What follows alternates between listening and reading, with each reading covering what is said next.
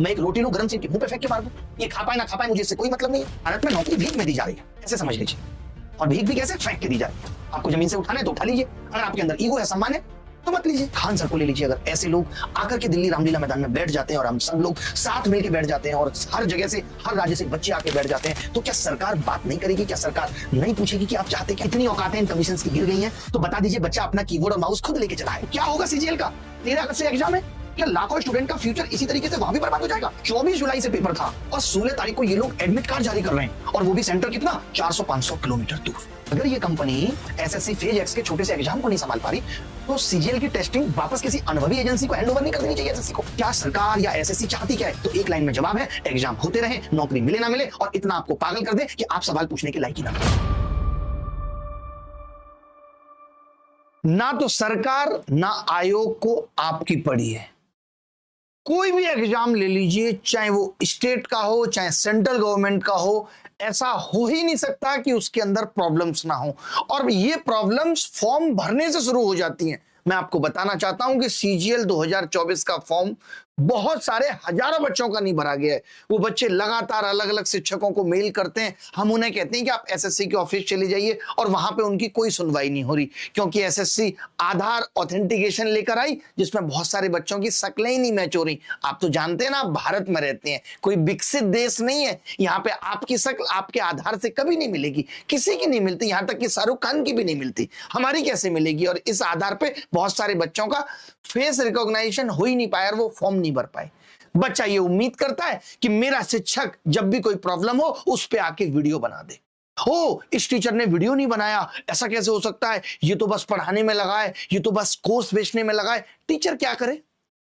मैं आपसे पूछना चाहता हूं, टीचर के सिर्फ वीडियो जारी कर देने से, जैसे उस टीचर ने वीडियो बनाया, चाहे वो 7,000 लोगों ने देखा, बच्चा खुश सेलिब्रेट कर रहा, ओ हमारे सर ने वीडियो बना दिया, क्या हो जा रहा है उस वीडियो बनाने से?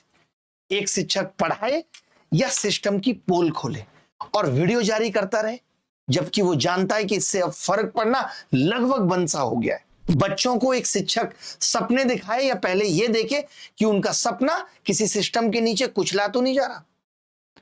हर दिन वो ट्विटर कैंपेन करे, ट्रेंडिंग में ट्वीट लेकर आए, कोई नया हैशटैग चलाए, हर दिन आकर के वीडियो बनाए और इंतजार करे कि सरकार और आयोग की नींद खुलेगी।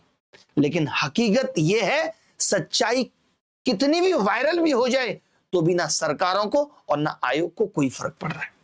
किसी शिक्षक को वीडियो बनाने का शौक नहीं है, बल्कि मजबूरी है। आपको मैं बताना चाहता हूं कि ऐसे एक वीडियो को बनाने के लिए किसी भी टीचर को अपने पढ़ाई की वीडियो से 50 गुना ज्यादा एफर्ट लगता है, तब जाकर वो एक ऐसा वीडियो आपके सामने परोस पाता है, क्योंकि उसको पता है कि अगर शब्द थोड़े भी आगे पीछे हो गए तो एडीक्यूटी जैसी कंपनी ने 107 करोड़ के नोटिस भेजे हैं लोगों को कि आप हमें बदनाम करने की कोशिश कर रहे हैं। लेकिन हमें यही डर लगता है कि आज अगर हम चुप हो गए तो बच्चा हारा हुआ फील करेगा, हमारा बच्चा हार जाएगा।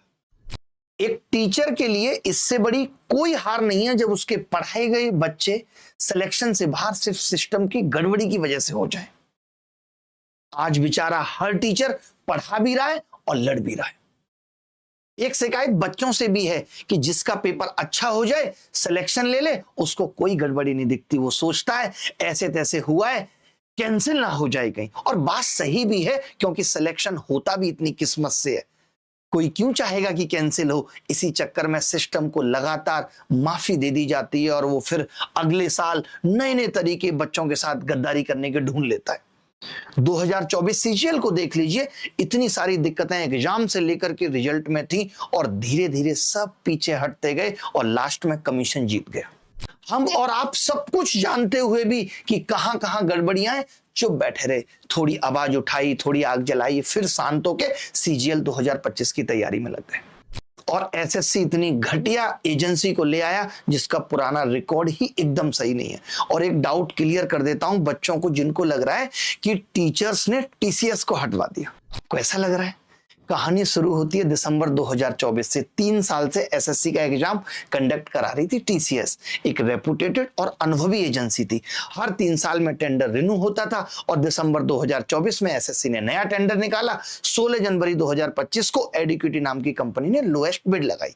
जहां टीसीएस एग्जाम लगभग 350 प्लस में करवा रही थी, वहीं दूसरी कंपनी ने बोला हम 220 में करा देंगे। एसएससी ने कॉस्ट देखी और उस कंपनी को टेंडर दे दिया कि भाई आप एग्जाम कराइए। आप इस चीज का प्रूफ भी देख सकते हैं। एसएससी ने 16 दिसंबर, 17 दिसंबर और ये इस तरीके से ये बिड निकाली थी, जिसमें 50 लाख सिक्योरिटी भी थी। और उसके बाद adequity career technology private limited, NSEIT, Tata consultancy, इन सब ने 16 जनवरी को ये सबमिट की थी बिड। देख लिया आप सबके सामने। मैं आंखें खोलना चाहता हूं क्योंकि कई बार आप भी पागल होने लगते हैं और वो आप नहीं होते, उस सरकार के कुछ चुनिंदे चेले हैं, मैं जानता हूं उन्हें भी। सवाल ये उठता है कि एसएससी ने एडिक्विटी का क्या पास्ट रिकॉर्ड नहीं देखा? क्या सिर्फ सस्ती बोली लगाना ही एलिजिबिलिटी क्राइटेरिया है?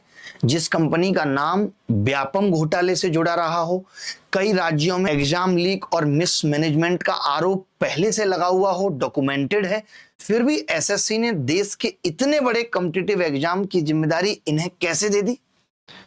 अब आते हैं मार्च पे, जब मेंस का रिजल्ट आया उसमें भी झोल था। मेंस में नॉर्मलाइजेशन हुआ, नॉर्मलाइजेशन को लेकर इतना पंगा हुआ, काफी जेन्युइन कैंडिडेट्स बाहर हो गए। हमने आवाज उठाई, सबने कहा कि अब जिनका सिलेक्शन हो गया उनको मत छेड़ो, बस रिफॉर्म की बात करते हैं। और 1 अप्रैल 2025 को हम लोग एसएससी ऑफिस गए थे, लेकिन एडिक्विटी को एसएससी ने 16 जनवरी को ही सेलेक्ट कर लिया होगा। मतलब रिफॉर्म्स की मांग से पहले ही यह डिसीजन लिया जा चुका था। जितनी चीजें समझा सकते थे हमने चेयरमैन साहब को समझाई और उन्होंने खुद माना कि दिक्कतें हैं और आगे नहीं होने देंगे। वहां से आए जब, तो पता चला कि एक न्यू वेंडर को एसएससी ने फाइनल कर दिया है। मैंने वीडियो भी जारी करके बोला था, आप देख सकते हैं। अंदर की बात यह है कि टीसीएस सेंटर अरेंज करने में, एसएससी का एग्जाम कंडक्ट करने में खुद ही विफल रह रही है, इसीलिए शायद वो खुद से ही छोड़ रही है कि वो एग्जाम नहीं करेगी। जब मैंने इस एडिक्विटी को गूगल करके देखा, एडिक्विटी, लेकिन ये परमानेंट इन्होंने नहीं किया है अभी 180 दिन के ट्रायल पे इसको रखा है। बहुत जल्दी ये नोटिफिकेशन डाल के बता देंगे अगर ये सच है तो। 2020 में इस पे पेपर लीक का आरोप लगा है, 2022 में इस पे पेपर लीक का आरोप लगा है मध्य प्रदेश में, 2023 में इस पे पेपर लीक का आरोप लगा है। तो मेरा तो सर फट गया ये सुन के कि अगर ये एडिक्विटी आ रही है, टीसीएस आने के बाद ऐसा तो नहीं हुआ कि पेपर लीक हुआ है, समस्याएं ये थी और इन पे ही सुधार इन लोग को करना चाहिए था। पूरी एजेंसी बदल देना और एक ऐसी एजेंसी को ले आना जो लगातार पेपर लीक का आरोप झेल रही है, ये कहां का न्याय है? फिर से 7 अप्रैल को चेयरमैन साहब से मिलना हुआ, जिन्होंने साफ कर दिया कि इसमें दिक्कत क्या है आपको, जो बिड जीतेगा उसको टेंडर मिलेगा। तब प्लान किया कि एक ऑफलाइन प्रोटेस्ट करते हैं और बच्चों से आने की गुजारिश भी की। 100 बच्चे भी शायद नहीं आए थे और गिने चुने शिक्षक थे और बात नहीं बनी। उस वक्त किसी को रिफॉर्म्स की पड़ी भी नहीं थी, सबको लगा छोड़ो अपनी पढ़ाई करते हैं।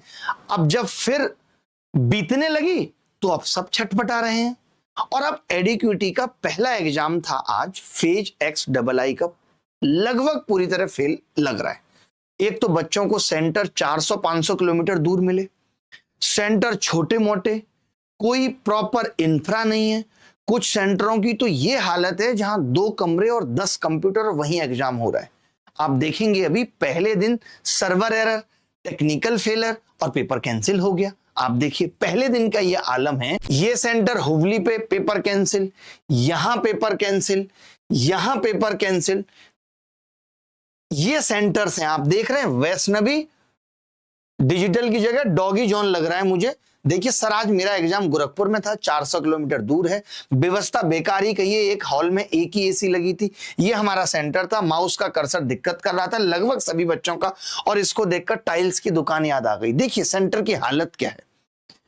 ये आप देखिए, Pawan Ganga school, Ghevra metro station, exam cancel. Exam centre एक बोल रहे हैं, एडिक्विटी की तरफ से बायोमेट्रिक की टीम आनी थी, वही नहीं आई। हमने अपने पास से कुछ बच्चों को बुला के बच्चों का रजिस्ट्रेशन कराया और एग्जाम लिया। फर्स्ट शिफ्ट का, सेकंड शिफ्ट कैंसिल कर दी। वाह, कमाल हो गया। ये कह रहे हैं during my exam everyone's computer completely shut down suddenly for half an hour, no electricity, no fan, no light. वहां एक बच्चा एसी की शिकायत कर रहा था, यहाँ तो पंखे और लाइट भी नहीं। कुछ बोल रहे हैं कि इन्विजिलेटर फोन पे बात भी कर रहे थे ड्यूरिंग एग्जाम। ये काफी सारे बच्चों ने बोला है। मैंने लगभग 70-80 बच्चों से बात की है तब जाके, और उनसे प्रूफ भी मंगाए हैं। ऐसा नहीं कि मैं बिना किसी सॉलिड प्रूफ के यहां पे आके ये बोल रहा हूं। आप देख लीजिए बच्चों के, आज मेरा सिलेक्शन पोस्ट का एग्जाम था, सेकंड और थर्ड शिफ्ट एग्जाम कैंसिल हो गए। ये देखिए सर, बहुत बुरा हाल है। आज मेरा ग्रेजुएशन लेवल का एग्जाम था, माउस बिल्कुल भी नहीं चल रहा था, पेपर में डिस्टरबेंस बहुत था, जैसे सब बच्चे माउस पटक रहे थे, हल्ला कर रहे थे। मेरा सिस्टम चेंज हुआ तो 10 मिनट लास्ट में टाइम इंक्रीज हो गया और सब बच्चों का जल्दी खत्म हो गया, तो सब माउस के लिए इंचार्ज से बहस करने लगे। इस टाइम से मेरा एग्जाम चल रहा था, ऐसे डिस्टरबेंस में एग्जाम कैसे दूंगा? ऐसा लग रहा है कि सब बर्बाद हो गया। इतना दूर एग्जाम देने आए, अब कैसे घर जाऊं समझ नहीं आ रहा। आधार का तो कहीं भी यूज ही नहीं हुआ, सिस्टम में देखा सबका बाईपास लिखा था। वाह, कमाल हो गया भाई साहब। एंट्री में सबको पहले सेंटर में बिना रजिस्ट्रेशन के डेस्क पर बिठा दिया, उसके बाद रजिस्ट्रेशन करवाया। जैसा लग रहा था कि एग्जाम देने ही नहीं आया हूं, किसी मेले में आया हूं। बहुत मिसमैनेजमेंट था, एक नहीं तमाम तरीके की इस तरीके की बातें हैं बच्चों की। आप देख सकते हैं क्या क्या प्रॉब्लम्स थी। ये बच्चों ने वही जो हर बार की तरह, एसएससी में भी ऐसा खूब हुआ था कि बच्चे वहां प्रेशर में लिखवा लाते हैं, जो वहां का एजेंट होता है कि भाई आपके यहाँ ये दिक्कत है, आप साइन करके दो। बच्चों को लगता है अरे भारत में अब इन कागजों की कोई वैल्यू नहीं रही भाई, कोई मतलब नहीं है। एसएससी जिस सेंटर का चाहेगा दोबारा एग्जाम लेगा, उसको आपके माउस ना चलने से, उसको आपके कीबोर्ड ना चलने से कोई फर्क नहीं है। भारत में नौकरी भीख में दी जा रही है, ऐसे समझ लीजिए। और भीख भी कैसे? फेंक के दी जा रही है। आपको जमीन से उठाना है तो उठा लीजिए, अगर आपके अंदर ईगो है, सम्मान है, तो मत लीजिए। ये आप देखिए, ऐसे तमाम बच्चे ये सब लिखा लाए हैं, तमाम तरीके की शिकायतें सेंटर वालों ने मोहर भी लगा दी है। लेकिन क्या होगा इन सब का कि मेरा पेपर ठीक से नहीं हुआ, निवेदन ये है, एडिक्यूटिव एनी कोड ने साइन भी कर दिए, लेकिन ये लोग बाद में नाट जाएंगे, हमने प्रेशर में कर दिया। कितने लोगों का इसमें एग्जाम दोबारा होगा, कितनों का नहीं होगा, इसकी भी कोई गारंटी नहीं है। एसएससी ने एक नोटिस लगा दिया, कैंसिलेशन नोटिस। सेलिब्रेट कर लेते इसको, कैंसिलेशन नोटिस। कुछ ढंग का निकाले, उसके आगे नोटिस लिख देते। इसमें कहीं कोई रिग्रेट नहीं है। आप देखिए इस नोटिस के अंदर कहीं कोई रिग्रेट नहीं है, कहीं कोई सॉरी नहीं लिखा है, कहीं कोई अपोलॉजी नहीं है। कैसे मांग सकता है? आयोग तो भगवान है, ये देश किसी की बाप की जागीर है, कोई सॉरी कैसे मांग सकता है बच्चों से? बस लिख दिया है कि all the candidates scheduled eight above centre will be rescheduled from, will be rescheduled, rescheduled होना चाहिए अगर पैसिव वॉइस है तो 28 तारीख से। इंग्लिश तक इनको ठीक नहीं आती, किन लोगों को इन्होंने भर्ती किया हुआ है। बस इन्होंने नोटिस निकाल दिया, बात खत्म हो गई। ये बाबूजी एसएससी की तरफ से थे, आप इनका वीडियो देख सकते हैं। 70 रुपए का पेन लगाया हुआ है जेब में बाबूजी ने, बेल्ट को इस तरीके से बांधा हुआ जैसे रस्सी से पजामा बांध रखा हो। ये क्या है, बच्चों का प्रेशर होता है तो उस वक्त बड़े तमीज में बात करते हैं। वो मैम नहीं आएंगी, क्यों डर रही हो काफी देर से। ये बस किसी तरीके से बच्चों को टहलाने की कोशिश कर रहे हैं।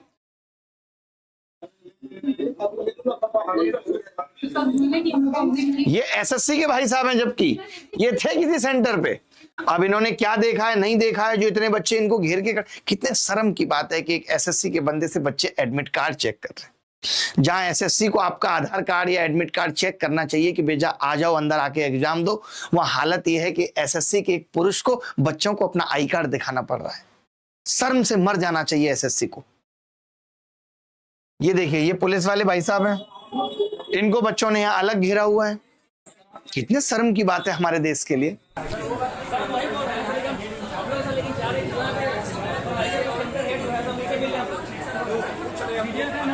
एग्जाम में दिक्कत हुई तो कुछ सरकारों के बिना पढ़े लिखे चेले कह रहे हैं टीचर्स नहीं तो बोला था रिफॉर्म्स लाओ, लो अब भुगतो।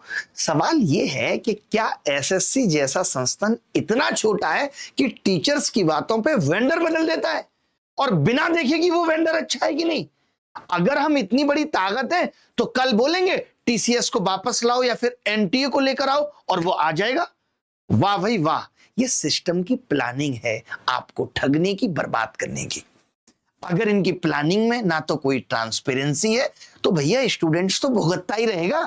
क्या एसएससी की कोई जिम्मेदारी नहीं थी कि वो वेंडर का पास चेक करे? क्या सिर्फ लोएस्ट बिडर को बिना देखे एग्जाम दे देना ठीक था, बिना किसी रिलायबिलिटी के? और सबसे जरूरी बात यह है कि अब क्या होगा सीजीएल का? 13 अगस्त से एग्जाम है। क्या लाखों स्टूडेंट का फ्यूचर इसी तरीके से वहां भी बर्बाद हो जाएगा?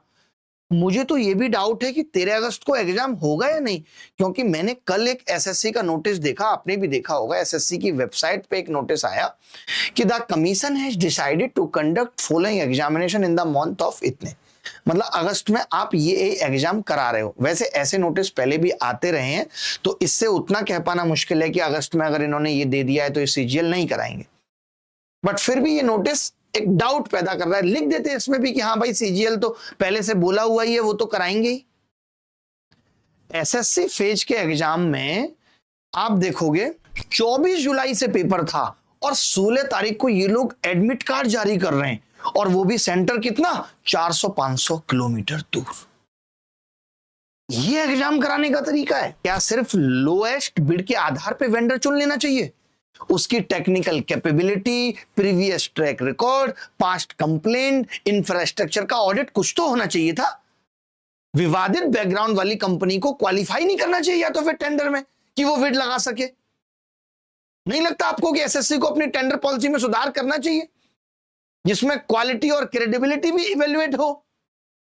बच्चों को 400-500 किलोमीटर दूर सेंटर मिलना खुद में ही फेलियर है। फॉर्म भरते समय आपने प्रेफरेंस को क्यों प्रायोरिटी नहीं दी, और फिर आपने प्रेफरेंस ली क्यों? आपने 3-3 सेंटर भराए। मैं आपको बताना चाहता हूं कि ये पूछते हैं कि आप कहां एग्जाम दोगे, 3 सेंटर्स। ये ऐसा हो गया कि मैंने सरला दिखाई, मैंने गीता दिखाई, मैंने रीता दिखाई, और मैंने शादी किससे कर दी? चंदा से। वाह भाई वाह। फिर आपने 3 ऑप्शन क्यों दिए थे? और वो भी चंदा कहां रहती है? पाकिस्तान में। कभी मिलना ही नहीं होगा। बच्चा 500 किलोमीटर जाकर जब सेंटर पहुंचता है और वहां कहा गया कि भैया पेपर रद्द हो गया, क्योंकि आपके सिस्टम में दम नहीं था, क्योंकि आपने एक ऐसी कंपनी को ठेका दिया था जिसका इंफ्रास्ट्रक्चर 10 लैपटॉप और 2 कमरे का था। जब ऐसी दिक्कतें आती हैं तो बच्चा बस सोचता है कि एक टीचर आके वीडियो बना दे। हमारे आपके वीडियो बना देने से क्या प्रॉब्लम तुरंत सॉल्व हो जाती है? आपको नहीं लगता कि एक इमरजेंसी ग्रीवेंस हेल्पलाइन हो, रियल टाइम रेजोल्यूशन सिस्टम कुछ तो बनना चाहिए भाई? एग्जाम वाले दिन बच्चों की कोई सुनवाई नहीं है, वो असहाय महसूस करता है, उसको लगता है सर मेरे साथ ही गलत हो गया, मेरे ही किस्मत में क्या लिखा था। ना इनकी हेल्पलाइन काम करेगी, ना कोई ऑन साइट सॉल्यूशन मिल रहा है, ना एसएससी की कोई टीम है जो वहां पे निगरानी कर रही है जिससे आप कह सकते हैं कि भाई हमारे साथ ये दिक्कत हो गई, हमें लिखित में आप वाकई में दे दीजिए कि आपका एग्जाम दोबारा होगा। कोई ऐसी व्यवस्था नहीं है। और अब हम क्या सोच रहे हैं, इन्होंने 180 दिनों के ट्रायल पे दिया था जहां पे सीजीएल का एग्जाम भी होना है। सीजीएल जैसे बड़े स्तर के एग्जाम को टेस्टिंग एक्सपेरिमेंट बना दिया। अगर ये कंपनी एसएससी फेज एक्स के छोटे से एग्जाम को नहीं संभाल पा रही तो सीजीएल की टेस्टिंग वापस किसी अनुभवी एजेंसी को हैंडओवर नहीं कर देनी चाहिए एसएससी को? क्या लगता है आपको? एसएससी इतना बड़ा कमीशन होते हुए भी हमेशा अकाउंटेबिलिटी से बचती रही है। कोई आज भी आप देखेंगे ऐसा नोटिस इन्होंने जारी नहीं करके दिया, ये जानते हुए भी कि इतने सारे बच्चों में नाराजगी है एसएससी को लेकर। या तो कंप्यूटर खराब हो, सेंटर पे कीबोर्ड काम नहीं कर रहे, बच्चों की सालों की मेहनत खराब हो जा रही है, और ये टेक्निकल ग्लिच कहकर अपना पल्ला झाड़ लेते हैं। टेक्निकल ग्लिच कमाल हो गया भाई। आज हम जहां भारत को डिजिटल इंडिया कह रहे हैं, वहां इतने टुच्चे टुच्चे से टेक्निकल ग्लिच है कि कीबोर्ड, माउस, आधार ऑथेंटिकेशन, ये सब नहीं हो पा रहा है। कोई भी अधिकारी उसके पास सस्पेंड नहीं होता, कोई कॉन्ट्रैक्टर ब्लैकलिस्ट नहीं होता। मतलब साफ है, चाहे जो हो भुगतना वो बच्चे को ही है। लो कॉस्ट वेंडर लाकर पैसा बचाना एसएससी की प्राथमिकता है। परीक्षा की क्वालिटी से उन्हें कोई मतलब नहीं है। जहां टीसीएस 350 में एग्जाम करा रही थी, दूसरी कंपनी ने बोला हम 220 में करा देंगे, एसएससी ने कहा आ जाओ भाई। ऐसा लगता है कि सरकार का असली उद्देश्य नौकरी देना रहा ही नहीं है, बस परीक्षा कराते रहना है। हर बार फॉर्म निकालो, फीस लो, परीक्षा की तारीख दो, रिजल्ट तक बच्चों से अलग अलग तरीके से पैसा वसूलो, किसी ना किसी बहाने एग्जाम रद्द कर दो, सालों तक रिजल्ट मत दो। इससे दो काम क्लियर दिख रहे हैं सरकार के कि हम रोजगार दे रहे हैं, नौकरी देने की जिम्मेदारी बस टाल दी जा रही है ये कह करके कि इन प्रोसेस है, सब कुछ इन प्रोसेस है। सिस्टम चाहता है कि यूथ थक जाएगा, हार मान लेगा, जितना कंफ्यूजिंग प्रोसेस होगा, जितना डिले होगा, जितनी टेक्निकल प्रॉब्लम्स होंगी, युवा इतना मानसिक थक जाएगा कि वो फिर सवाल ही नहीं पूछेगा। धीरे धीरे सब घर बैठ जाएंगे और वही 5 किलो राशन में जिंदगी जीने का सपना देखेंगे। सबको पता है कि गरीब का बच्चा सरकारी नौकरी के पीछे भाग रहा है और वही सबसे कमजोर आवाज है। ना मीडिया दिखाएगा, ना सरकार जवाब देगी, ना एसएससी का कोई अफसर हटेगा, क्योंकि भुगतान करने वाला बच्चा तो अकेला है। सरकार और आयोग का तो मौन व्रत चल रहा है। अब आप पूछेंगे कि क्या सरकार या एसएससी चाहती क्या है, तो एक लाइन में जवाब है, एग्जाम होते रहें, नौकरी मिले ना मिले, और इतना आपको पागल कर दे कि आप सवाल पूछने के लायक ही ना बचे। और मुझे ऐसा लगता है जैसे बच्चे बर्दाश्त करते रहे, उससे इनके हौसले और बढ़ते गए और ये गलत करने के नए नए तरीके खोजते रहे। अब सिर्फ वीडियो जारी करने से कुछ नहीं होगा, ना होगा ट्विटर कैंपेन से। सुधार करना है तो चलिए दिल्ली, और सीधी बात होगी देश की सरकारों से।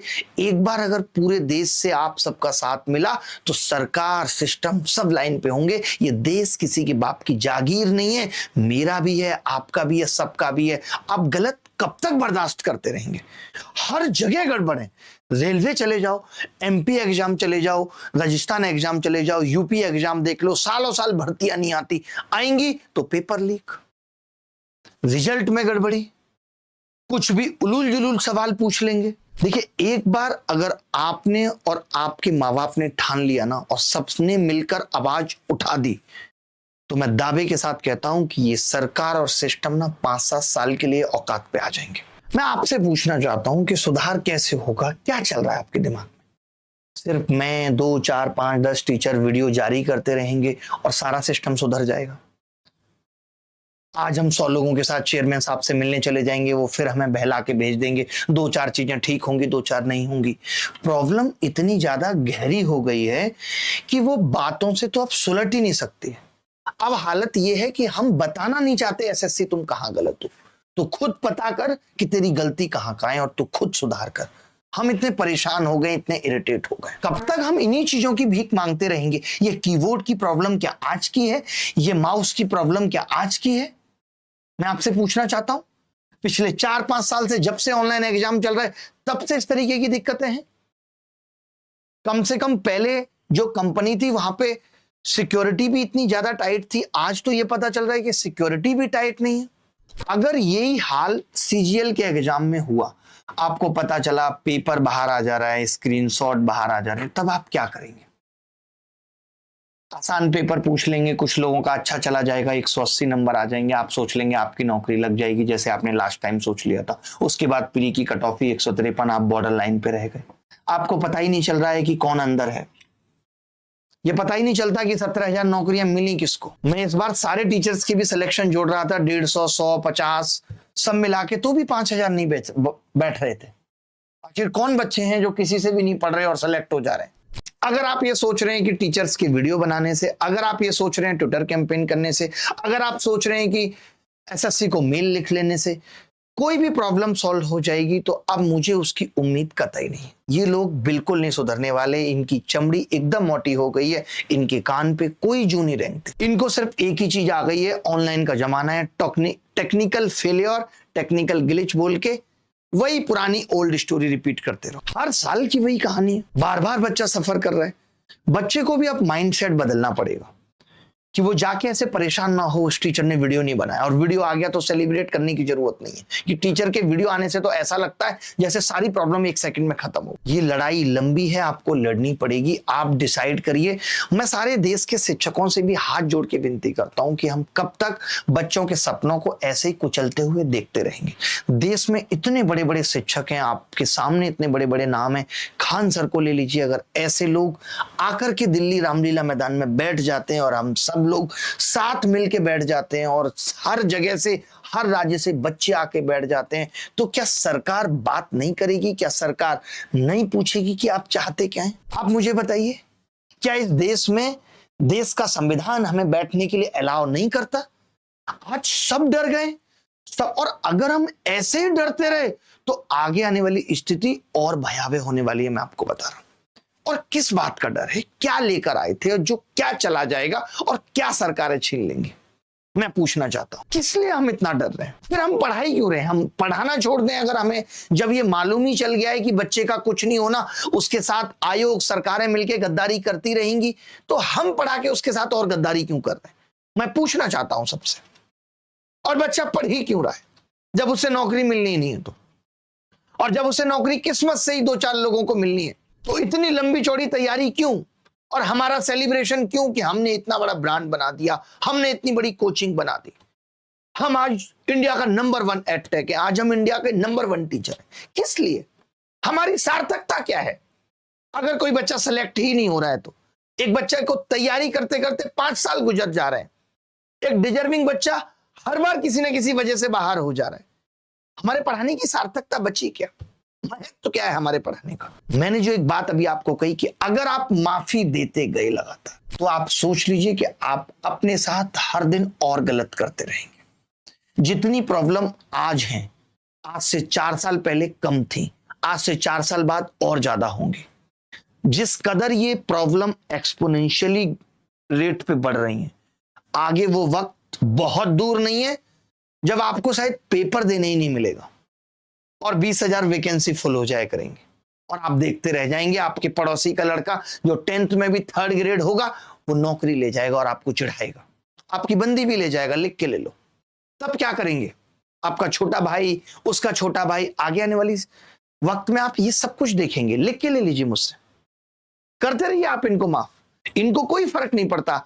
कैसे पढ़ेगा? आज जो बच्चा पेपर दे के आए वो रात भर परेशान होगा, सोएगा नहीं। हम जैसे लोग रात के 12 बजे ये वीडियो बना रहे हैं, चेयरमैन तो अपना सो रहा है, उसको फर्क नहीं पड़ रहा, सरकार है अपना सो रही है, सबके मजे हैं सवाए आपके। क्या सरकार की जिम्मेदारी जॉब क्रिएट करना नहीं है? लोग कहते हैं सरकारी नौकरी के पीछे पागल क्यों? पढ़ लीजिए आर्टिकल 41, यही कहता है right to work, opportunity create करना गवर्नमेंट की जिम्मेदारी है। तो राइट टू वर्क सिर्फ क्रिएट करना है, मेरी जिम्मेदारी अगर इनको खाना खिलाना है तो बस खाना खिलाना है। मैं कैसे खिलाऊं? मैं एक रोटी लूं, गरम से इनके मुंह पे फेंक के मार दूं, ये खा पाए ना खा पाए मुझे इससे कोई मतलब नहीं है। जॉब देने का एक तरीका भी तो होगा। क्या मिल रही है उस तरीके से? जॉब बर्बाद करके रख दिया है पूरे सिस्टम को। इतना दुख होता था कि हम सब लोग अपनी आंखों के सामने इतना कुछ, इतने अरमानों को जलते हुए देख रहे हैं और हम इस आवाज को बढ़ा करके, आज देश के इतने बड़े बड़े शिक्षक हैं जिनके पास ये अनुमति है कि वो बेरोजगारी पे, वो इस खराब सिस्टम पे आवाज उठाने के लिए किसी भी मीडिया चैनल, न्यूज चैनल पे जाके इंटरव्यू कर सकते हैं और कर भी रहे हैं। लेकिन मैंने कहीं नहीं देखा कि किसी बड़े शिक्षक ने ये आवाज किसी मीडिया चैनल पे उठाई हो। दुख का विषय है ये। हम सिर्फ इसी चीज पे आवाज उठाते रहे, हम क्या कर रहे हैं, हमारी सफलताएं क्या है? ऐसा तो है नहीं कि तुम 30 साल तक बेरोजगार रहोगे, 35 साल तक बेरोजगार रहोगे और तुम्हारे पापा अमित शाह एक दिन तुम आईसीसी के चेयरमैन बन जाओगे। और आज आप देखो ना तो कोई विपक्ष का नेता, आज संसद में बेरोजगारी पे, एग्जाम लीक पे, इतनी सारी प्रॉब्लम्स जो यूथ फेस कर रहा है उस पर कोई बात ही नहीं हो रही है, कोई बात नहीं हो रही। कौन आपके लिए सोच रहा है? यहाँ नेता बिजी हैं बर्थडे विश करने में। अभी 3 दिन पहले मैं राजनाथ साहब का अकाउंट खोल के देख रहा था तो मैंने देखा कि अभी राजनाथ साहब का बर्थडे गया तो प्रधानमंत्री जी ने विश किया, अमित शाह जी ने विश किया और तमाम लोगों ने किया और वो एक एक करके सबको अलग अलग तरीके के रिप्लाई दे रहे। नेताओं पे काम क्या बचा रहे भैया? किसी ना किसी दिन तो किसी ना किसी का बर्थडे होगा ही। 543 एमपी हैं, राज्यों के सीएम हैं, अब तो उप मुख्यमंत्री आ गए, उपराज्यपाल हैं, बस यही करते रहो, आपस में खेल रहे हैं। Happy birthday, thank you Modi साहब, आपने बहुत अच्छा काम किया, आपने बहुत अच्छा काम किया। 2 लोग आपस में डिसाइड कर रहे हैं किसने कितना अच्छा काम किया है। मजाक बना के रख दिया देश की। इसीलिए तो ट्विटर आया था, ट्विटर का जन्म इसलिए हुआ था। एक दिन ट्विटर आएगा, प्रधानमंत्री जी 100 लोगों को बर्थडे विश करेंगे। किसी के घर में थोड़ी बहुत दिक्कत हो जाए, प्रधानमंत्री जी तुरंत विश करके कहते हैं आप टेंशन मत लीजिए, मैं पहुंच रहा हूं फोटोग्राफी के लिए, 2 कैमरे वाले मैं लेकर आऊंगा, 3 आप तैयार रखिएगा, हर एंगल से फोटो शूट होगा। लेकिन युवाओं पे क्या गुजर रही है, आंदोलन में कहां लाठियां खा रहा है, इस पे कभी किसी ना नेता का ट्वीट देखेंगे। हर आदमी बच रहा है, सोचिए आपको इस देश की सरकार ने, इस देश के लोगों ने कितना तुच्छ समझ लिया है कि कोई आपकी चर्चा तक करना जरूरी नहीं समझता। इससे ज्यादा दुर्भाग्य की बात क्या होगी। हम दूसरे देशों में जाके कहते हैं भारत डेमोग्राफिक डिविडेंड में सबसे आगे, भारत में आज बहुत युवा है। क्या हो रहा है, वो बेचारा बीमार हो रहा है, उसके बाल पक रहे हैं, डायबिटीज पकड़ रहा है, थायराइड पकड़ रहा है। ऐसी बेरोजगारी है कि घर से खर्चा भी अब नहीं आ पा रहा है, जीने के भी लाले पड़े हुए हैं। ये हालत है भारत के युवा की, जो कि देश का सम्मान बनना चाहिए था। आजादी के इतने साल बाद भी आज हम कीबोर्ड और माउस के लिए परेशान। अगर इतनी औकातें इन कमीशंस की गिर गई हैं तो बता दीजिए बच्चा अपना कीबोर्ड और माउस खुद लेके चला आएगा।